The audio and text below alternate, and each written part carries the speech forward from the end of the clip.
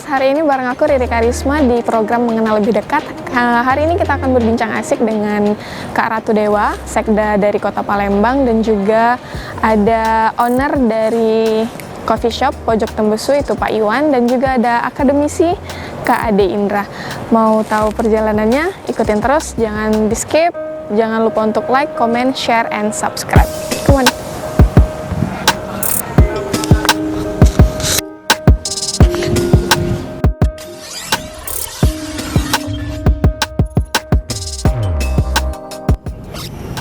Assalamualaikum warahmatullahi wabarakatuh. Hai Bloggers, kembali lagi bersama saya Riri Karisma di Blog 29C Production dengan program Mengenal Lebih Dekat.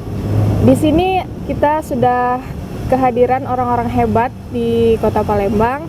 Ada Kak Ratu Dewa selaku Sekretaris Daerah Kota Palembang, dan di sebelah situ ada Pak Iwan sebagai penggiat UMKM, dan di sebelahnya ada Kak Ade Irawan sebagai akademisi kandidat dokter di Universitas Indonesia.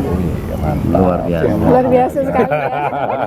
Siang ini kita Blog 29C Production ditemani oleh orang-orang hebat. Baiklah, di Mengenal Lebih Dekat ini kita langsung saja tanya-tanya dengan Kak Dewa. Izin panggil Kak Dewa boleh, Kak? Boleh, iya. Biar muda terus gitu kan, Kak? Yang masih muda. Iya. Kak Dewa boleh, Kak, untuk diperkenalkan dulu, Kak? Iya. Ya, kalau perkenalan secara singkat, saya Ratu Dewa. Pak izin Pak, Iwan Ade ya. Ya, sebenarnya saya ini lahir dari kalangan masyarakat yang marginal, tingkat grassroots. Jauh Pak Iwan, 124 kilo dari Palembang. Ya, di daerah Ogan Ilir saya lahir. Dibesarkan dari kalangan petani. Terus ya namanya kalangan petani Pak Iwan, suka dukanya cukup banyak. Kemarin sempat dibedah oleh Ade buku saya. Semuanya saya lukiskan dalam sebuah buku. Buku itu Ratu Dewa, sebuah memoir perjalanan hidup saya. Terus buku kedua, bagaimana keampuhan doa seorang mak saya, ibu saya. Dua kekuatan itu, sehingga saya punya filosofi, tidak ada kesuksesan tanpa kerja keras. Tidak ada kesuksesan tanpa perjuangan. Terakhir, tidak ada kesuksesan tanpa doa dari emak, orang tua. Saya karir mulai dari bawah, sempat jadi aktivis juga di UIN, waktu itu ketua SMAT, ketua PMII, ketua Ansor, cukup banyak liku-likunya Pak Iwan, Pak Ade. Ya sempat juga sering buat opini, ditulisan di media cetak lokal. Buku sudah 3, belajar dari Pak Ade. Pak Ade. Iya. Ya itu sekilas. Sekarang jadi pegawai negeri, ikut tes. Waktu itu orang 17 diterima jadi pegawai, Pak. Saya nomor 17 itu Pak Iwan. Iya. Sekali lagi itu doa dari emak. Betul. Saya merinding kalau ketika Bapak nyebut doa dari emak ini. Saya merasakan betul. Iya, kalau sudah berbicara ke orang tua itu udah kayak melo banget gitu ya, Kak ya. Iya. Jadi bisa dibilang orang tua itu sebagai salah satu sosok panutan dari Kak Dewa. Kita kembali lagi ke Kak Dewa nih, Kak. Nih, mau tanya nih, Kak, tantangan Kak Dewa dari seorang aktivis terus ke ASN itu seperti apa, Kak, tantangannya? Ya tantangannya mindsetnya, merubah mindset. Mohon maaf saja, kalangan para pegawai ini kan susah. Iya. Beda kalau memang ia pernah jadi aktivis terus punya jabatan, enak. Enak, ngolah manusianya enak, cepat nyambung kalau biasa gitu. Maka saya katakan perubahan terbesar itu adalah perubahan merubah mindset. Mindsetnya para kepala dinas, para pejabat struktural, kepala bidang, kepala bagian, camat, lurah, semuanya itu. Mereka masih program masih monoton gitu. Tidak ada inovasi baru. Kreativitasnya tidak ada kreativitas. Malas belajar, malas membaca, malas ingin terus mencari pendidikan yang lebih tinggi. Nah itu tantangan yang terbesar. Apalagi ini Pak Iwan hampir 22.000. Iya, gabungan antara pegawai yang ada di kita, guru, non PNSD, perusahaan daerah hampir 22.000 di Kota Palembang. Banyak sekali itu, Kak ya. Cukup banyak. Ini berada di pundak Jabatan di samping jabatan Sekda, Pak Iwan melekat di sana hampir 15 jabatan di belakang saya ini. Betul. Di samping sebagai sekretaris daerah, itu tantangan terbesar. Cukup menantang sekali Kak ya. Iya.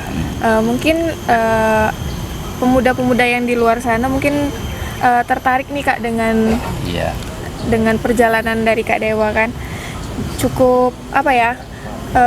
Kalau sudah ada bekal di organisasi itu di ASN-nya itu lebih mudah lagi gitu ya Kak? Benar ya.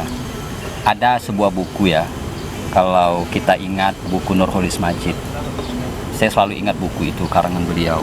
Ketika Anda menjadi seorang birokrat nanti berada di sebuah kekuasaan, sejauh mana idealisme itu bisa bertahan, maka itu harus dipelihara.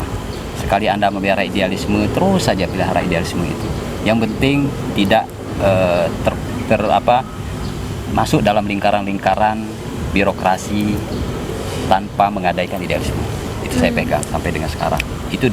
Itu hampir 10-15 tahun yang lalu sudah dilukiskan oleh Nurholis Majid dalam sebuah bukunya Keindonesiaan dan Islam. Luar biasa sekali nih Kak. Mempertahankan idealisme itu cukup sulit juga ya Kak ya? Oh sangat sulit. Banyak tantangan. Mempertahankan nggak susah, godaannya yang berat. Godaannya yang susah. Makanya jujur saya Pak Iwan, saya paling alergi kalau sudah nyentuh-nyentuh main proyek begitu. Oh iya, Pak Iwan iya, boleh iya, cek iya, saja. iya. Oh silakanlah. Saya tidak pernah ngusilin orang, yang penting saya nggak usilin. Kalau mau silakanlah kalian. Biar yang lain aja ya Kak. Yang mana hak saya itu yang saya terima. Iya. Iya. Betul. Luar Mendingan biasa dagang, banget. Pak. Mendingan dagang ya Pak Iwan.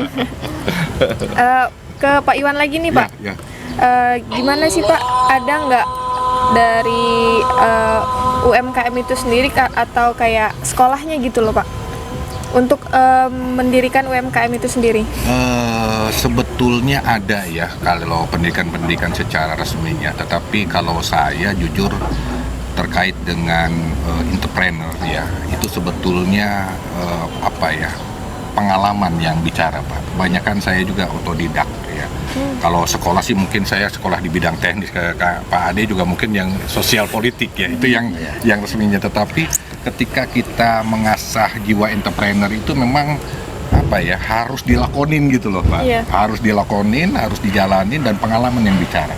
Jam terbang yang bicara. Bagaimana dia menyelesaikan masalah, bagaimana dia mampu marketing dan lain sebagainya, itu tahan banting terutama. Tahan banting. Ya, break dulu. Kita break dulu. Ya, mau dijelasin cukup panjang ini. Habis waktunya. Tapi yang singkat-singkat saja. Iya Kak. Memang masih mahasiswa, saya ngekos. Ya, anak bedeng lah. Iya. Suka dukanya banyak, kadang tidur juga di senat sama kawan-kawan ngumpul, sering ikut demonstrasi. Biasanya kalau ada kegiatan di kampus saya bersyukur Pak Iwan, gratis makan. Gratis. Perbaikan gizi. Ya, apalagi ada seminar, ada diskusi, biasanya ya perbaikan gizi. Terus jauh dari orang tua, sejak masuk SMP sudah jauh dari orang tua, merantau. Terus kenapa jadi aktivis? Karena mengasah idealisme. Ada kajian-kajian kecil, kajian rutin, saya selalu ikut di sana. Dan terus berkarir, waktu itu saya ikut S1 selesai, kebetulan tercepat waktu itu Pak Iwan, umur 22 tahun. Terus masuk S2 di Unsri dengan predikat cum laude. Mau S3 belum Pak Adi, ya. mau ngikut Kandidat. Iya. Baru rencana. Amin, terus ikut diklat sebagai pegawai negeri sipil, mulai dari tahap awal. Alhamdulillah Pak Iwan tidak bermaksud menyombongkan diri, karena berkat tekun tadi selalu mendapat peringkat kodak pertama, kedua. Terakhir saya ikut pansel sekretaris daerah. Ada cerita unik Pak Iwan, pansel sekretaris daerah. Jadi waktu itu pesertanya lebih kurang hampir 17 orang. Ikut seleksi. Saya jujur saja Pak Iwan, Pak Ade, saya nggak punya siapa-siapa untuk bergantung. Ya kenal dengan wali kota, dengan Pak Gubernur kenal, tapi cantolan orang-orang hebat saya nggak punya. Terus malam-malam Pak Iwan, gimana caranya? Kebetulan emak saya lagi di tempat saya, besok mau tes. Saya kunci lebih kurang jam 12:30 malam itu. Emak saya ajak di kamar, saya cuci kaki emak itu Pak Iwan. Saya cuci kaki emak, terus airnya itu saya buat wudhu, saya minta doa, saya peluk emak, minta doa, minta restu supaya saya lulus untuk jadi sekretaris daerah. Ceritanya gini Pak Iwan, saya wisuda itu tahun 1992. Wisuda 1992, waktu saya pemindahan kuncir ke depan, kebetulan yang pidato waktu itu yang mewakili dari pemerintah kota adalah sekretaris daerah. Saya mau berangkat, Mak Sen, Wan, nanti kau besar kayak gitu. Dia bilang, kayak angkati sambutan Pak Iwan. Doa ibu. Iya. Ucapan itu doa. 1 April Pak Iwan 2019 saya dilantik jadi sekretaris daerah. Masya Allah. Saya bukan cerita soal kesuksesan Ya, saya ya, Pak Iwan. ya, ya. Bukan cerita soal dewa itu sudah Ya, bukan. ya, ya. Tapi bagaimana cara Allah Dasarnya. mengijabah doa seorang emak yang secara spontan emak bilang begitu. Ya, Oh jadilah saya sekretaris daerah. Yang saat itu yang mewakili sekda adalah dari pemerintah kota. Itu sekilas ceritanya. Luar biasa Mudah-mudahan sekali. jadi inspirasi. Iya, iya, Pak. betul. Jadi hari ini kebetulan bertepatan dengan tahun keempat ya Kak ya?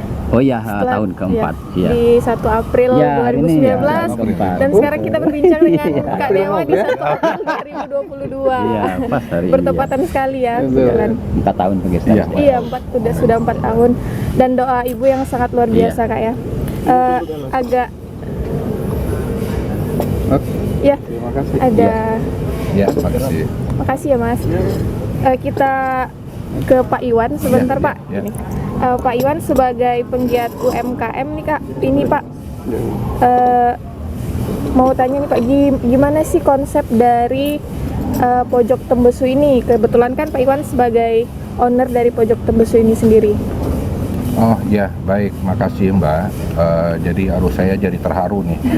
Betul dengan ceritanya Pak Ratu Dewa ini luar biasa menginspirasi buat Iya. kita semua ya, mudah-mudahan Iya. bahwa ibu itu memang apa ya, kalau bisa dibilang adalah sesuatu yang harus dijaga ya Pak Iya. ya.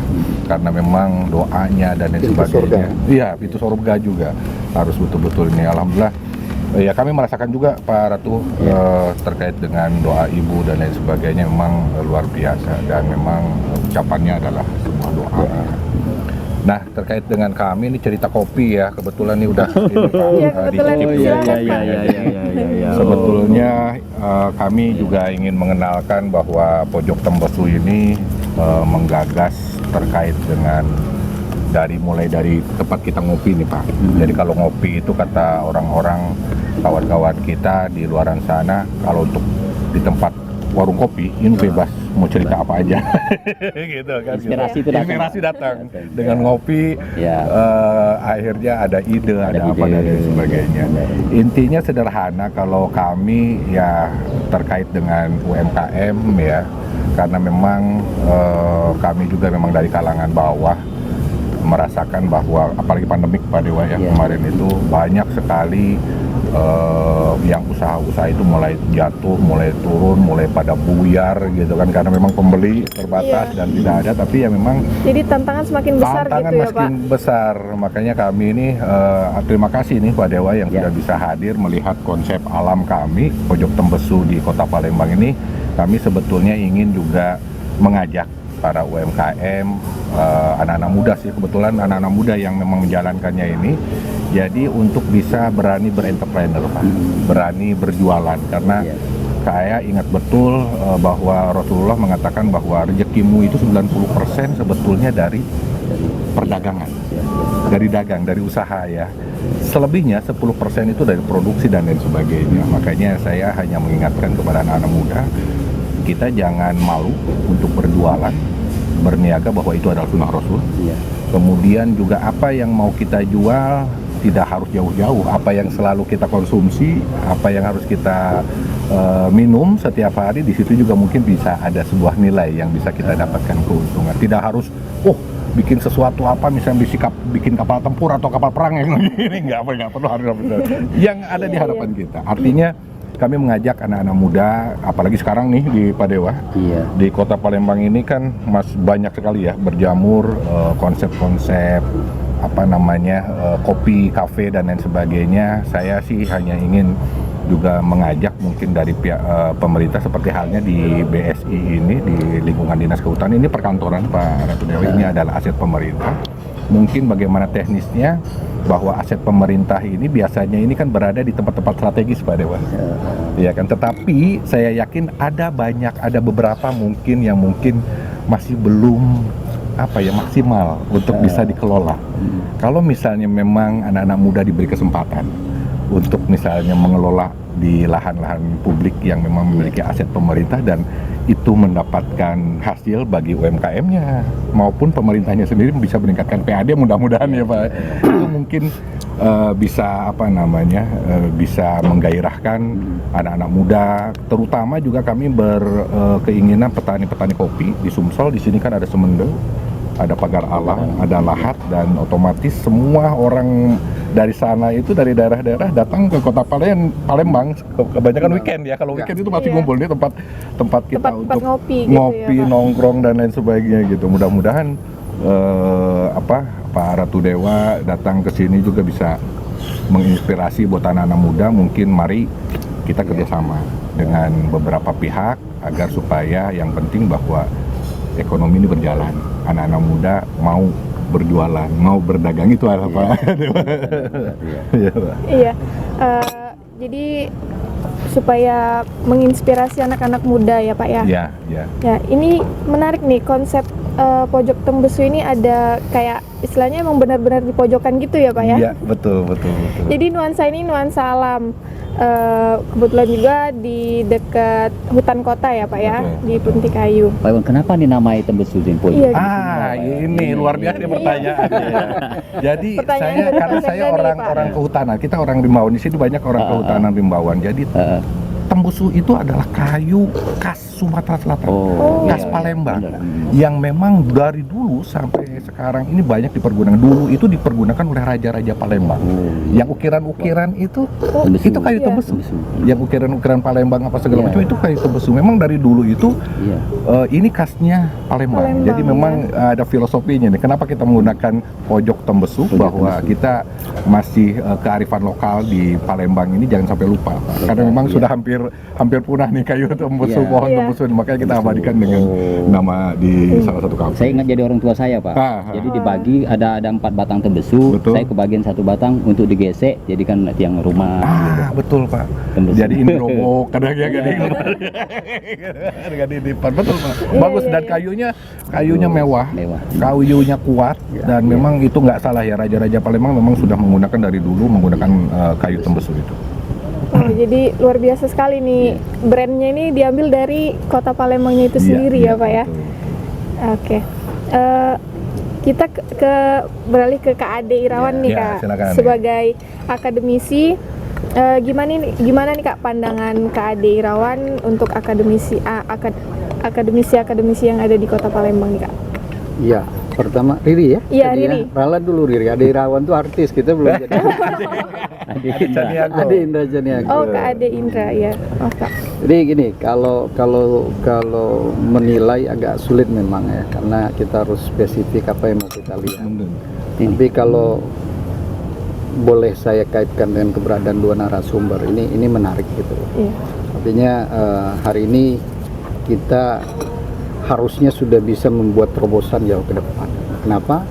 Karena ada pelakunya, ada pemangku kebijakan. Benar, ini menarik. Karena memang di politik ini 3 isu seksi gitu yang selalu dibahas, yang kadang memang kita lihat ini jadi tagline ya di dalam pemerintahan kita. Pertama itu jelas pendidikan. Kenapa pendidikan? Karena memang amanah undang-undang. Mencerdaskan kehidupan bangsa itu tugas negara. Artinya segala risiko, hardware, software, infrastruktur, suprastruktur itu sudah harus tidak ada lagi alasan maksudnya bagi negara untuk mengatakan tidak. Dan sebenarnya kalau kita cerdas, pembangunan ini bisa kita lakukan ya dengan percepatan pembangunan sumber daya manusia. Setidaknya referensi banyak loh hari ini Riri. Kita nggak harus baca buku lagi di depan mata ya. Bagaimana Jepang pasca luluh lantah Nagasaki, Hiroshima ya. Ketika Panglima menghadap Kaisar tidak bertanya berapa tentara yang tersisa ketika Panglima melaporkan situasi dan kondisi, tapi Kaisar bertanya berapa guru kita yang masih hidup. Menguji bom Palembang itu. Kita kembali lagi ke Kak Dewa nih Kak. Nih, mau tanya nih Kak, tantangan Kak Dewa dari seorang aktivis terus ke ASN itu seperti apa Kak tantangannya? Ya tantangannya mindsetnya, merubah mindset. mohon maaf saja, kalangan para pegawai ini kan susah. Iya. Beda kalau memang ia pernah jadi aktivis, terus punya jabatan, enak. Enak, ngolah manusianya enak, cepat nyambung kalau bisa Iya. gitu. Maka saya katakan perubahan terbesar itu adalah perubahan merubah mindset. Betul. Mindsetnya para kepala dinas, para pejabat struktural, kepala bidang, kepala bagian, camat, lurah, semuanya itu. Mereka masih program masih monoton, gitu. Tidak ada inovasi baru. Kreativitasnya nggak ada. Nggak ada kreativitas. Malas belajar, malas membaca, malas ingin terus mencari pendidikan yang lebih tinggi. Nah, itu tantangan yang terbesar. Apalagi ini Pak Iwan hampir 22.000. Iya, gabungan antara pegawai yang ada di kita, guru, non PNSD, perusahaan daerah hampir 22.000 di Kota Palembang. Wow, banyak sekali itu Pak ya. Cukup banyak. Ini berada di pundak jabatan, di samping jabatan Sekda, Pak Iwan melekat di sana hampir 15 jabatan di belakang saya ini. Betul. Di samping sebagai sekretaris daerah, itu tantangan terbesar. Cukup menantang sekali Kak ya. Iya. Mungkin pemuda-pemuda yang di luar sana mungkin tertarik nih Kak dengan perjalanan dari Kak Dewa kan. Cukup apa ya? Kalau sudah ada bekal di organisasi itu di ASN-nya itu lebih mudah lagi gitu ya Kak. Benar ya. Ada sebuah buku ya. Kalau kita ingat buku Nurholis Majid. Saya selalu ingat buku itu karangan beliau.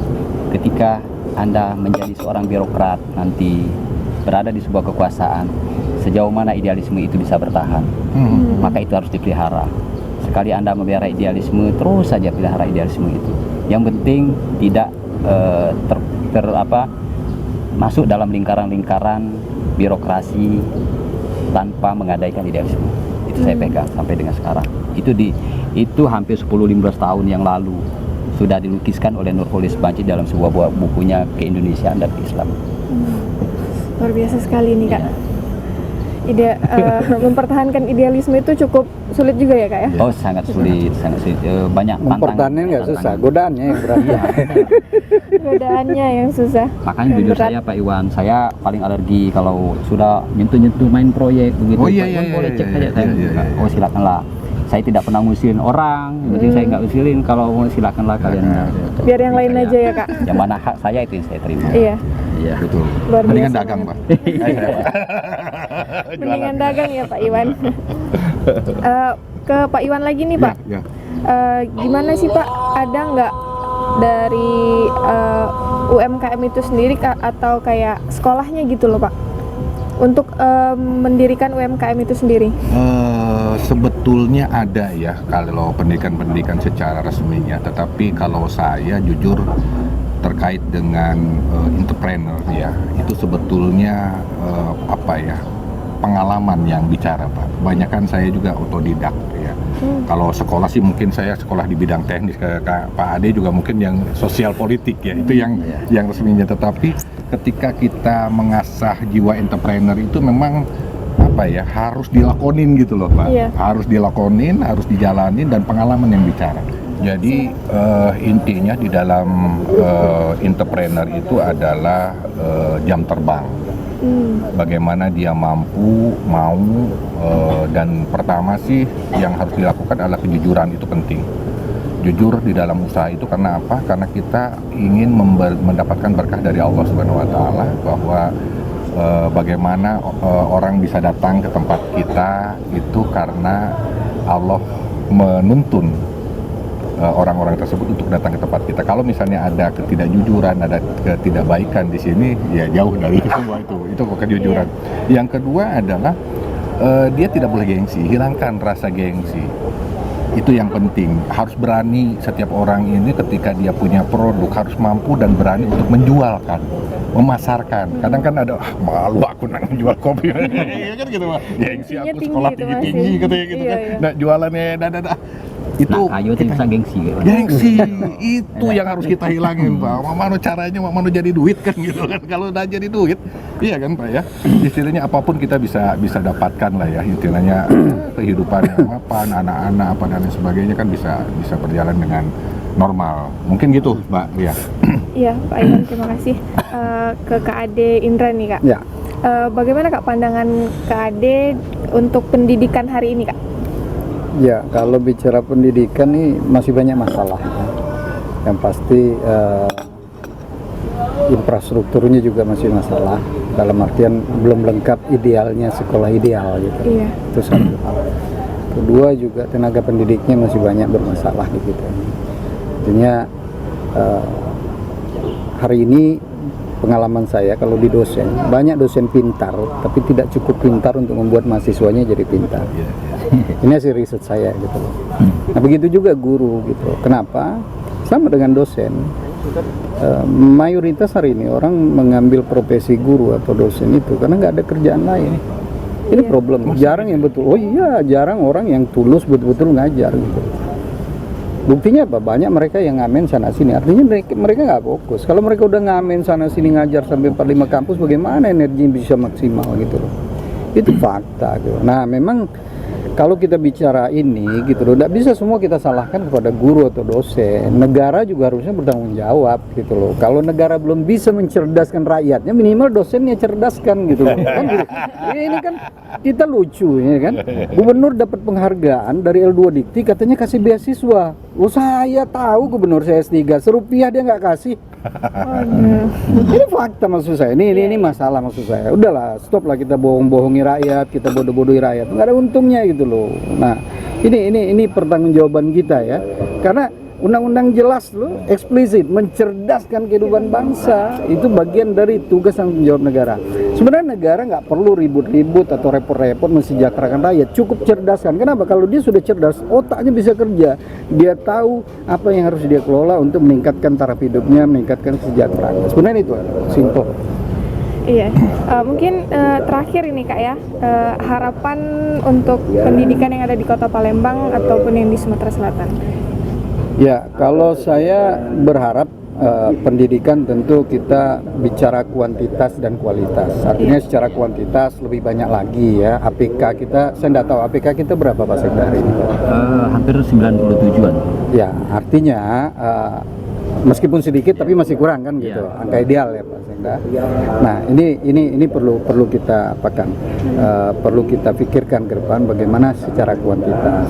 Nah, ini tahap awal. Nah, berikutnya kalau sudah kuantitasnya terpenuhi baru kita bisa fokus dan sebenarnya bisa simultan kita bicara kualitas gitu. Jadi bagaimana hari ini ya, kalau saya ngerasa nih generasi saya dengan Pak Sekda kan nggak terlalu jauh ya. Kita dulu kali-kalian itu nggak perlu pakai handphone, nggak perlu pakai Casio gitu loh. 12,5 kali 8. 8 kali 10, 80, 8 kali 2, 16, 96, 8 kali 4, 100.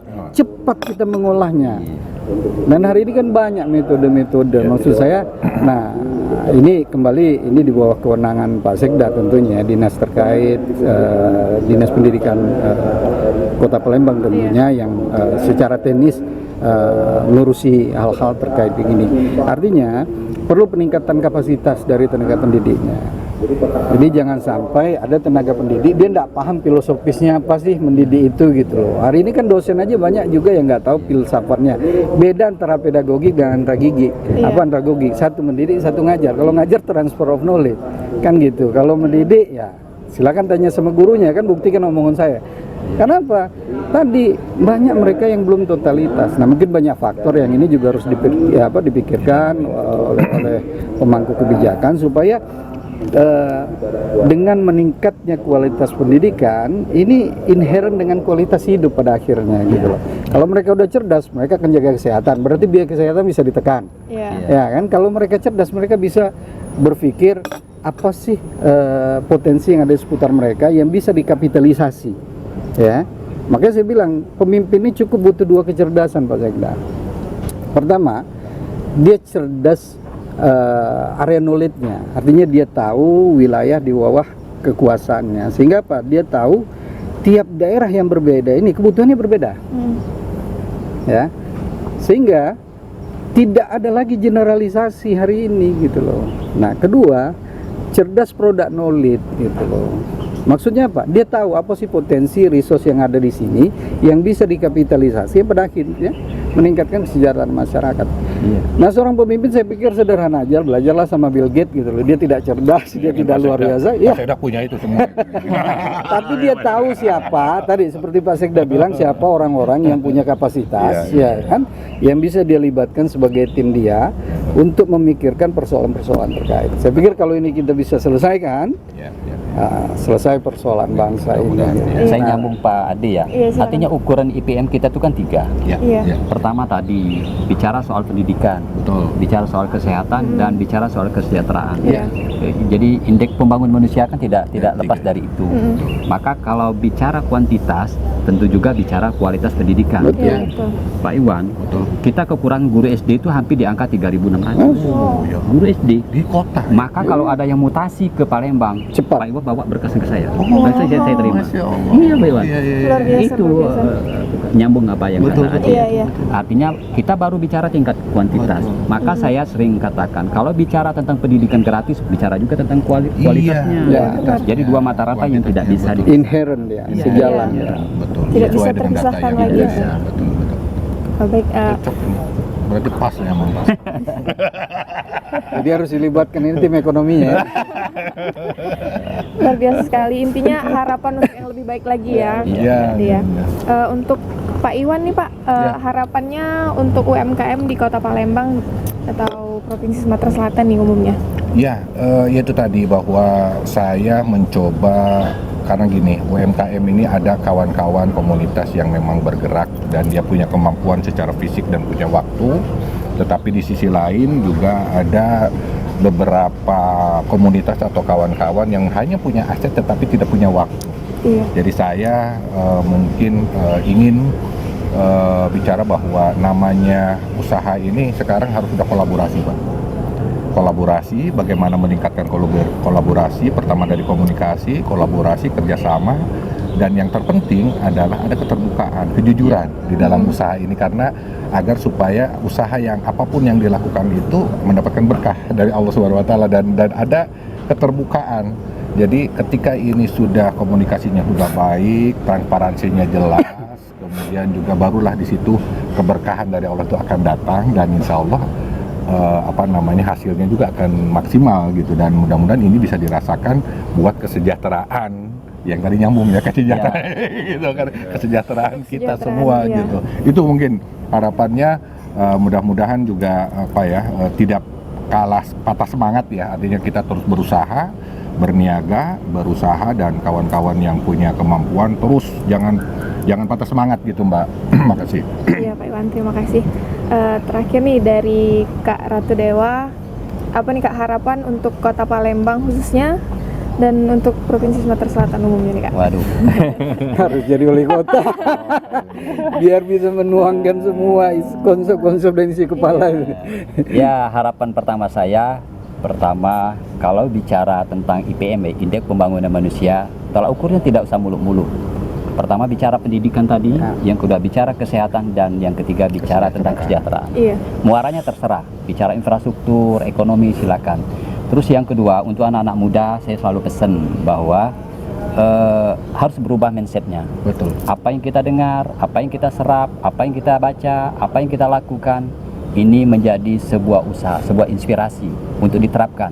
Soal kun payakun urusan Allah Subhanahu wa Ya, taala. betul, sepakat. Tetapi yang penting usaha kita, seperti tadi pemberdayaan ekonomi dan lain sebagainya, isi semua ini bagi anak-anak muda. Ya. Jangan sampai santai, easy going, tapi harus berpacu. Gengsi, Pak. Iya, jangan gengsi. Iya, jangan gengsi. Harus berkompetisi secara kompetitif. Inilah bekal Anda ke depan. Ya. Saya pikir itu. Ya, mungkin ini Kak 3 kata terakhir untuk pemuda Kota Palembang nih Kak. Untuk Pemuda Kota Palembang. untuk membaca masa lalu, mendengar masa kini, membaca masa depan sebagai tantangan. Wih. Wes, luar biasa sekali ya. Keren. Quote of today. Iya. Baiklah, terima kasih Kak Ratu Dewa atas waktunya hari ini. Kepada Pak Iwan juga terima kasih Ya, Kak. sama-sama. Kak Ade juga terima kasih atas sama-sama, waktunya. Riri. Baiklah, inilah dari mengenal lebih dekat Blok 29C Production. Terima kasih atas waktunya. Jangan lupa teman-teman untuk like, comment, share, and subscribe Blok 29C Production. Berani bicara beda. Mantap.